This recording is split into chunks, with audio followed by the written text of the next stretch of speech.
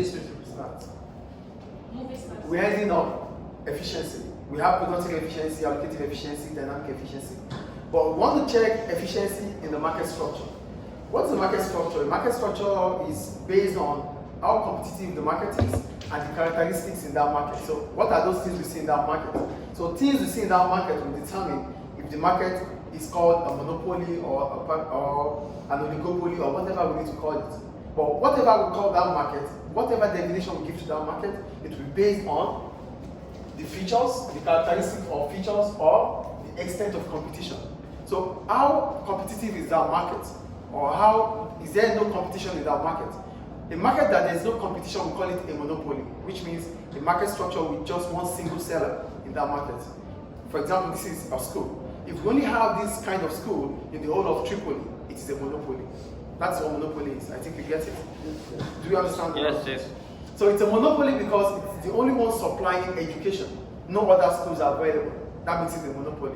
So the characteristic in here is that there's only one single seller. That means no entry, no exit. So these are things we put together to decide if it's a market, which kind of market structure we're talking about. So now let's go back to the topic itself, which is efficiency. What kind of market structure gives us productive and allocative efficiency? What is productive efficiency? Productive efficiency simply means we are able to produce goods with the lowest minimum cost. That is productive efficiency. Then for allocative efficiency, it means we are able to supply goods that meets the welfare of consumers. There are two things here. Being able to produce goods at the lowest possible cost. That is production efficiency or productive efficiency. Then allocative efficiency simply means you are able to produce goods, supply goods that meets the welfare of consumers. So you are producing the quantities they needed. That is allocative efficiency. So what kind of market structure, hello, we stopped that already, and sit down properly. What kind of market structure gives us both allocative and productive efficiency? That is where we're going. So to get allocative and productive efficiency, we need a perfectly competition. That means a perfectly competitive market. And why will a perfectly competitive market gives us allocative and productive efficiency? Number one. Lower, yes. You have that wrong, right? It's a perfect competition. No, a perfectly competition.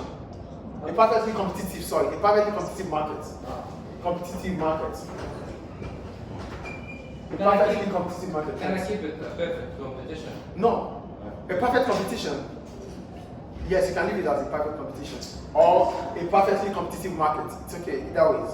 So, in a perfectly competitive market, we're going to have both allocative productivity, allocative efficiency, and productive efficiency. Why? Because in a market structure, in a perfectly competitive market, the prices are lower. And if prices are lower, it means consumers are able to afford it. Get the point here? We call it a perfect competition because in that market, a lot of producers are in that market. As a result of that, a lot of choices for consumers are there, which makes prices to fall. Get the point? Sure. A perfectly competitive market, we have large numbers of producers producing goods. Because we have large producers producing goods, it means we have a lot of choices to make as consumers. As a result of that, the prices will be affordable. That is lower prices. With lower prices, the welfare of consumers will be achieved. With lower prices, productive efficiency is achieved because firms or businesses would not sell at a reduced price if they are not unable to reduce their cost. Get the point here, please. In a perfect competition, there's productive and allocative efficiency. How? Why? There's a lower price. What brings about a lower price? Firms will not sell at a lower price if they are unable to reduce their cost of production. Because they are able to reduce their cost of production, that is why prices become affordable. Do you understand lower prices? Yes. So because price is affordable, it means the cost of production for firms is reduced. That is productive efficiency. Then how does allocative efficiency comes in? Allocative efficiency comes in because lower prices allow consumers to buy more. It means those goods will be able to reach countless of customers because it is affordable. That is productive and allocative efficiency. Is it clear? Yes. Do we get it or not? Yes. In a perfect competition, there are a lot of competitors.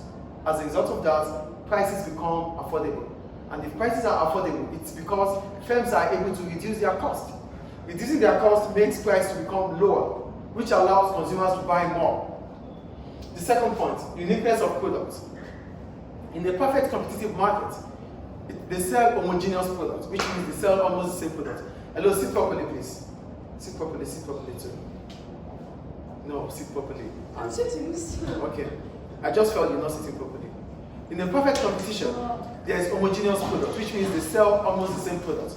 Because in the eyes of customers, the products look the same. Each business will find a way to differentiate their products. This is a school. This is IKS. We have ABC school, CDC school, HS school, whatever the schools are. When we look at them, they are all schools, but there's something that makes them to different from one another. This is what a perfectly competitive market will do. They will ensure that their product is different from those of their competitors, despite the fact that